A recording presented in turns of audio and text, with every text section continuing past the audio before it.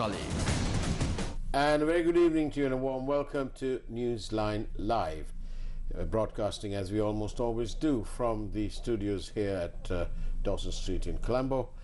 And this evening another guest, this time from the representing the SJB, the principal opposition party in Sri Lanka. Now then, the people's distress, the social distress continues. Despite many assurances from ministers who apparently can't count from 1 to 4, there are queues that are longer than 4 cars in length. I've just come past Flower Road, I've come past Mount Lavinia and Marine Drive. There are queues. The queues are not abating. 3 people died up to yesterday, I believe. And the people's distress has intensified. Some suggest that this may be only a few steps away from some form of anarchy. The government of the day is under rapid fire from the people, the sovereign people of this country, and there doesn't appear to be light at the end of the tunnel. The only light we can see are these candles that are being lit by the silent protesters standing in various places all over Colombo, and I dare say it'll go on to the other areas of the country too. To discuss this and to discuss a bit more, especially about the people's distress, we've got here one of the leading lights, no pun intended, of the SJB, Mr. Eran Wickramaratne. Very good evening to you, Eran. Good evening, Faraz. Where is the end of the tunnel? Where is the light? We can see some candles flickering away, held by some very staunch, patriotic, and I am very proud of them, protesters. They're silently protesting. Apart from that, I can't really see this, I can't see any light. Where is the light, and what's the SJB doing about it? Yes, so, you know, really, if you are asking what is the solution to the present crisis. Yes, I'd like to know what your solution, your party's solution. Yeah, actually, I think it's now, I won't even confine it to party. What is the solution for Sri Lanka's crisis? Because after all, it's a national crisis. We need a national solution. That's right. So you need a national solution for this crisis. And you really had to figure out what are the policy that you're pursuing, what are you going to implement, what are you going to do it immediately, that's very short term, and then what are you going to do mid-term and long term. Now all these short-term policies, mid-term and long-term, all need to be done simultaneously, because that's where we have actually got to. The situation is, as you described, very critical. And you know, even when I was saying good evening for us, after listening to your introduction, I was wondering whether saying good evening itself, you know. Yes, I retracted my good this morning on the Talk of the Town on Yes FM 101, because of course there can't be any good morning. Yeah, so I know things are bad, but we have to look for solutions. We have to get the government to actually implement the right policies, and we have to move in that direction.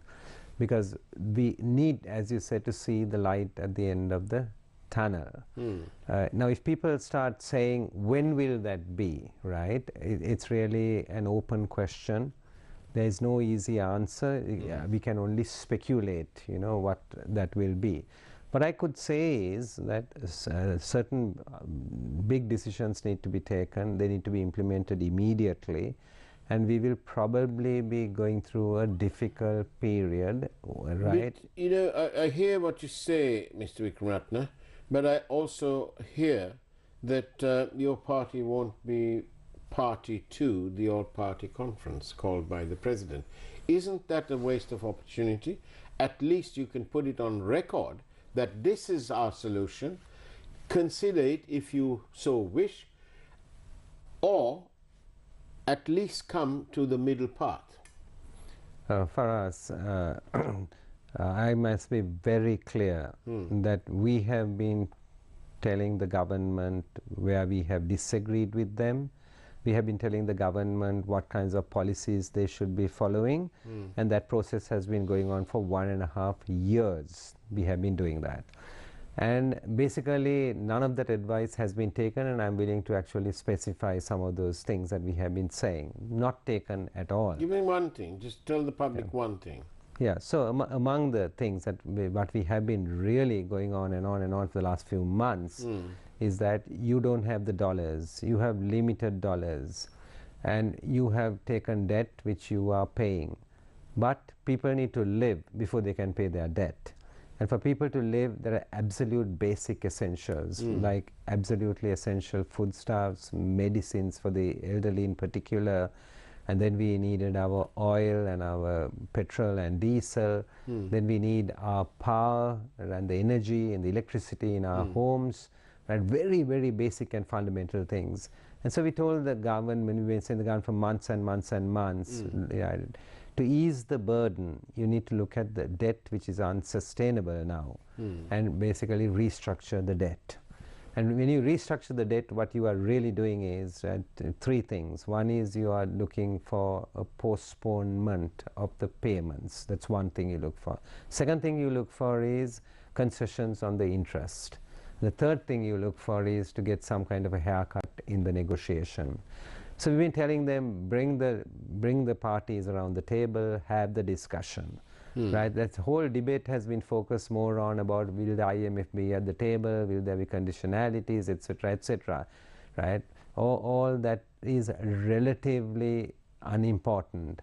The fact is, when you get the debtors around the table, because they don't have confidence in the government, they definitely will want the International Monetary Fund at the table, because they want to make sure that the government keeps to its word. They want to make sure that the government will have a sense of financial and fiscal responsibility, and for all those reasons. So debt restructuring is one thing. For the first time, we got an indication only about a week ago when the President addressed the nation. He said something to the effect that he will be having some discussions with the International Monetary Fund. And then today there was a press release, right, which said that the experts or advisors that have been appointed have already asked the government to appoint themselves a financial advisor, right? And they will need two kinds of advisors immediately. They'll need a financial advisor, and they will need then legal advisors as well, as they get into that discussion immediately. So that is one of the first things, and we have been saying that for a long time. Now, right, we have been saying all these things. Why do we need to go for an all-party conference, which is what you are asking? Yeah. Right. Remember that financial responsibility is with Parliament in a democracy. I like to ask the President, why hasn't he come to Parliament? Why hasn't the Finance Minister over the last 3.5 months come to Parliament, made any statements on the crisis? Why hasn't the Finance Minister been available in Parliament to answer the questions that we have raised? For more than 3 months that hasn't happened. And if the President, right, is serious about consulting all the parties in Parliament, then the President should come to Parliament. This should happen in Parliament. Parliament is the forum. There are mechanisms in Parliament for it, including a Public Finance Committee. This President, right, has continuously worked outside that process. He's undermined his own cabinet. He's appointed task forces for all kinds of things when cabinet should be taking responsibility. We are not going to strengthen that process. So we are saying, we have anyway been talking about this. We've been critical as well as giving some solutions, and we are saying if you need to have a further discussion on this, Parliament is there. Parliament is responsible for finance. That's where this should happen. This is not a question about sending a letter, right, and telling us to come and then telling us if we have proposals to send it before we come for the meeting. What kind of nonsense is that? You don't need an all-party conference.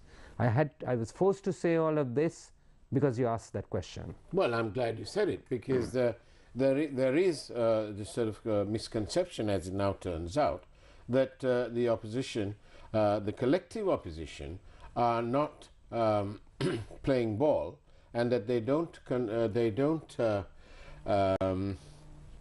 that they're not playing their national role, because at the moment, whether declared by the president or not, or even by parliament or not, there is a national crisis, and the public are fully aware of that, as indeed you and I are. And therefore, we really do need a national solution. We need to put back, don't you think? We need to lay aside our political ideologies. What do you say to that? But there has to be a process, and the process has to be, right, the process in the Constitution. Yeah. Right. What happened is the president, to the 20th Amendment, right, amassed such powers, and he thinks that he can work outside the process. The constitutional process is there. Parliament is responsible for finance. He is answerable. Well, what is the role of the Public Accounts Committee, or the Finance Committee? Yeah, I mean, even today there was a meeting in the Public Accounts Committee, and there was a request made by Dr. Harsha De Silva during that meeting, so basically asking the finance minister to come to the Public Accounts Committee, that we need to ask him lots of questions. We need to ask him lots of questions even in the Chamber of Parliament. We can also give him our suggestions. It can be done there. Why are they using methods outside that process? How long can a member of Parliament be absent without permission? It's usually 3 months. And has Mr. Basil Rajapaksa gone over that? I really don't know. I haven't really looked at that in any personal way, so I'm not sure about that. Now then, what's happening to the... we know there's a national crisis, and we are attempting, I suppose, in different disjointed ways, trying to find out a sort of middle ground and try and resolve this issue. However, in between all this, national distress as well, we have details of what appears to be a massive fraud, in keeping in line with what usually happens. And this is that there has been a cabinet approval was granted to award a tender to a UAE-based company to import 4.2 million barrels of crude oil from June to December. Now, you know, yesterday, Gamni Lokage had submitted a proposal to import another fuel consignment. Now, one of the striking little golden nuggets, false gold nuggets, is that this particular transaction is amazing, because 50% needs to be paid in US dollars, foreign currency, and the balance can be paid in rupees. Come on. It's the first time, surely, apart from the Iranian thing, and even that was a swap. Isn't this it appears to be a bona fide fraud and corruption going on, right when the country is facing so much of difficulty? Yeah, I'm surprised to hear what you said, right? Certainly there is a fuel crisis. This was said by Harim Fernando, your colleague in the SJB. Yeah, so that's why I said I'm surprised to hear that there is such a transaction.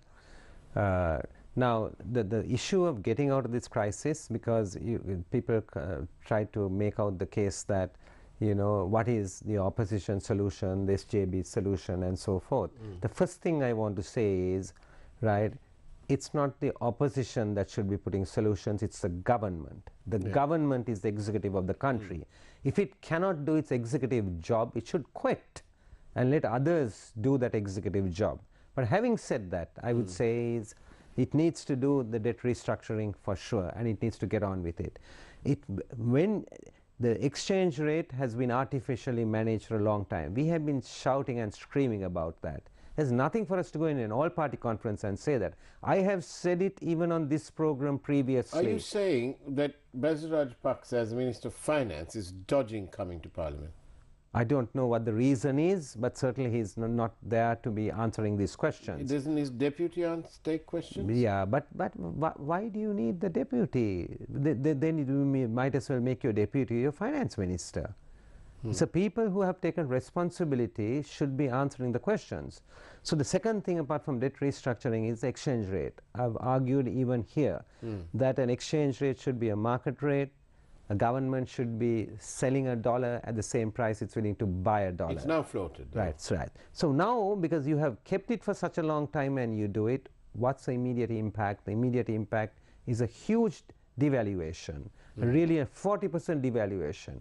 What is the impact immediately? The impact is it feeds into inflation or into prices. When that happens, right, particularly the low income people, particularly, they get really squeezed and marginalized. So you can't have one measure of reform. The central bank's primary responsibility apart from financial stability is control of inflation. The central bank has to be free to do it, which means the central bank will have to use interest rates as a way of controlling inflation. The central bank, right, has basically gone down the wrong path for so long and thought that they can work themselves out of this crisis by printing money. This is why you're asking for solutions, and we are saying it repeatedly. The central bank must be independent of the government, and the central bank must pursue an independent monetary policy, not a fiscal-led monetary policy. Right. Because you're asking for solutions, I'm saying. So exchange rate was one, right, control of inflation is another. And then you can target and cushion those who are absolutely vulnerable. There's many more things that need to be done. On that note, let's go for a quick break, have a look at this evening's headline news, and come back after this short break, shall we?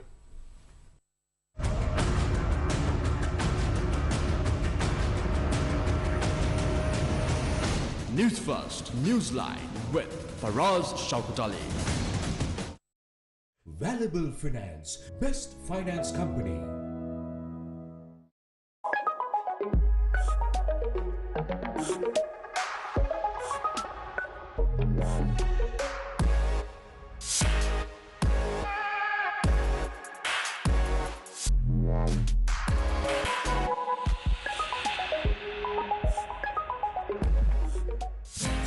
TV1 රැස්විහිදෙන ජීවිතේ. Will Sri Lanka lose its airspace and sea in exchange for $6 million?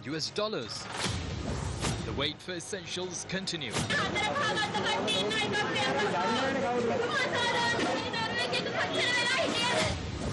A new task for the army. Where is the finance minister? State Minister Nimal Lanza resigns. අම්මා තාත්තා අසනීප වෙන්න පුළුවන්. ගෙදර ආර්ථිකේ කඩා වැටෙන්න පුළුවන්. හැබැයි උඹලා කුද ගහ ගනින්න කියලා ගෙදරින් එළියට යනවා නම් මම මගේ පැත්ත හොයා ගන්නම් කියලා යනවා නම් ඒක නෙමේ සාමූහිකත්වය.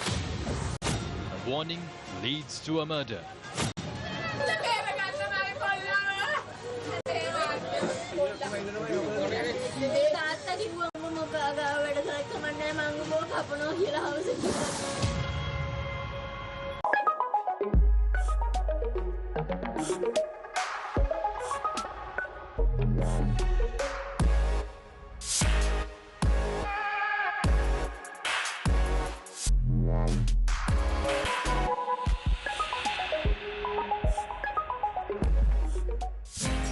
TV1 රැස්විහිදෙන ජීවිතේ.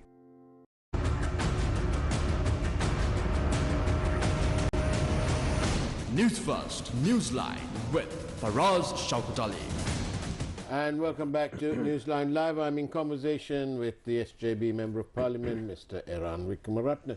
Now then, Mr. Wickramaratne, we've got various questions sent in by the public, and let's take one of these. In this sad state of affairs, I, as a small-time merchant, depending on banks, will the interest rates go up? It's inevitable. Because for control of inflation, the interest rates will go up. In fact, they have gone up already, because a few months ago, the short-term rates were more like 4.5–5% on treasury bills, and it's gone more than doubled. It's gone to closer to 10. and it can rise further. So when you have interest rates go up, there are winners and losers. So on one hand, the savers, and particularly the retired and those who have their savings, They're the winners. They are the winners.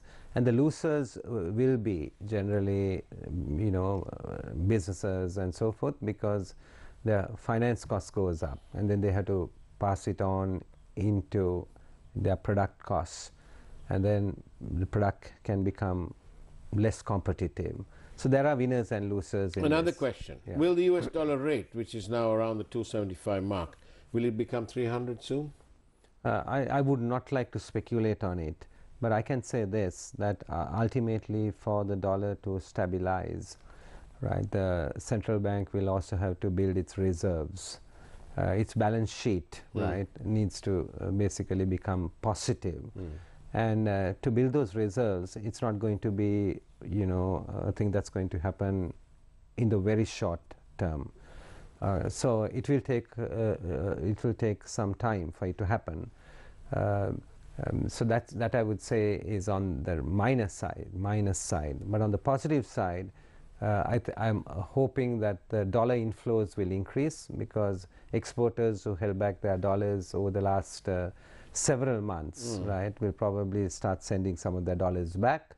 And then also Sri Lankans working overseas who held back their dollars will also start to send some of their dollars back. So I think over the next maybe 2 to 3 months, we will see some positive factors there. If you're talking about... will the prices ever come down? It will take time. It will take time. I think there is no quick answer for that. It will take time. 62% of our working population are daily waged. Yeah, so it's going to be a tough time and a tough period for many people. And we'll have to go through this crunch period, right? There's going to be no way of avoiding it now, because we have pushed ourselves into the crisis, you see. No, but then, Mr. Wickramaratne, the President said this crisis isn't his in the making. True? Whose crisis is it then? Is it the people for electing him? I think if there was a suggestion by a politician that, I'm here to do you a favor. It's rather childish. Yeah, I think that person shouldn't be in politics to start with. Right? We come into this because we certainly want to serve the people, right? And not to do them a favor, but we've come in with some sense of conviction. I think that we are listening to the President's speech. I disagreed with him from the beginning of it, because he seems to think that the responsibility doesn't lie with him. Then who does it? The responsibility lies with him. The economy has two structural problems, like we say. One is the budget deficit, one is the balance of payments or the trade deficit. And that has been there through every government. What has happened is governments have generally managed within it. What this President has done is, right, he has let the situation really, really deteriorate. Now on one hand, he's finally responsible. But on one hand, I might say this to be fair by him, he has no background in economics or in finance. On the other hand, the Prime Minister has no background in economics or finance. But at least the two of them should have put their heads together, and when they were appointing a finance minister, they should have thought they should put somebody who has a background in economics and finance. They didn't do that. They appointed another person into the Troika who has no background in economics or finance. To make it worse, they're all from one family. I think there's no country in the world that you're in this situation. They may argue and say that they're all elected. Well, no, I mean those arguments don't work. You can be elected, but when you are making executive appointments, right, you cannot ignore the principle of meritocracy. You have to give certain jobs to people who have the education, the experience, and the background to handle it. You don't give it to somebody else. Yeah, this is my iPhone. This iPhone has components from at least 40 countries in the world. If this goes wrong and I want to repair this, I don't go and give the iPhone to my shoe repairer. I don't, because I know my shoe repairer can't repair this. So what do? I look for the person who can repair this iPhone. What have we done with this economy? We have really given this economy to people who can repair shoes.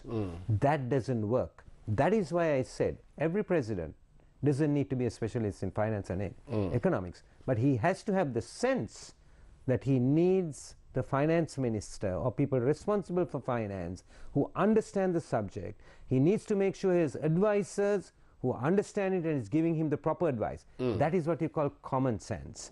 At least you don't have to be a specialist in any particular subject, but if you're in leadership, you need to have the common sense to know and the discernment to know what I'm told.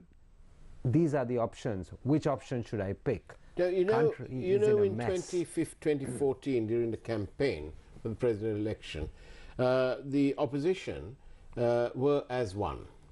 They banded together because they had a common cause. They wanted regime change. They wanted to stop this man from getting a third term because they had changed the rules and used their majority in parliament and so on to sort of be able to do that. And they came together as one, and the result was that you got your regime change. Now, when I look at it, it appears that the people are as one, but the opposition are not as one. Why is that? Are you all still negotiating, or is it never going to be as one? Do you, as the lead opposition party, feel that you can do it on your own? It's interesting that you brought this subject up, Shaukat. It will be no different to 2014. Right? When do people come together? People come together, particularly in a coalition, when you are closer to an election. It will be no different next time round. All these opposition parties will come together. There's no question about it, because they are going to look for a solution to the country's problems. They'll come together. Obviously, different parties have different philosophies. There can be difference of views. There was the same thing. You had 47 different components the last time. And I can see that happening again, that all these people coming together. So I have no doubt about the opposition coming together. But that doesn't mean that we'll come together because we have a common cause. And the common cause is that it's unbearable to have these people in office. And therefore, we need to basically take office and change it. What do you think about all these advisors the president has? You know, we had one of his advisors on one of our programs the other day. He just couldn't take it. He couldn't hack it. He couldn't face the nation. And when he couldn't face the nation, he got up and he left. That's appalling, because I think that, you know, you need to be able to sit down and reason. Because in social and economic issues in particular, there is no one answer. That broad principles we can agree on, but sometimes on the solutions there could be different views on it. And I think running away is not a solution. So I'm not sure about the incidents that you are referring to, but if it is that kind of advisor the president has, then I would be really concerned. Because advisors are there to give the right advice. Advisors are there to come before the media and put forward the case for the advice that they are giving. And then to take criticism and basically, if there is a counter view, to give the counter view, or to say, right, we made a mistake, right? But apparently they don't have the oomph to do that. They simply can't say, look, we made a mistake, we're going to correct the mistake. They can't say that. Why? So Why is that? If the president's speech starts by saying, I'm not responsible, then I think there is no starting point. And then I think it's unfair of you to ask me the question, are you going to the all-party conference? We need to have a starting point. First we have to agree that there is a problem and that you are responsible for the problem. But go there and tell him that. He's unlikely to listen. When you're there in front of him, tell him that. Say to him, look, you know, you can't say it's not your problem. It is your problem. You are the president, and here you go. Tell him that. I mean, we have said that openly, we have said that bluntly. I'm saying it today as well, here openly on television, that the government is responsible for the present crisis, and it has really heightened, right? And we will support if the government changes policy, we are not just critical, but we have given some solutions already and put it on the table and said, follow this. I will quickly say this. Do things transparently. That's a very important, because even in the crisis, if you do things not so transparently like you suggested, we are going to face an even bigger calamity. Eran Wickramaratne, thank you very much. It's the end of Newsline Live. Thank you for watching. Take care. Now time for the Primetime News, and as always, God bless you. Thank you.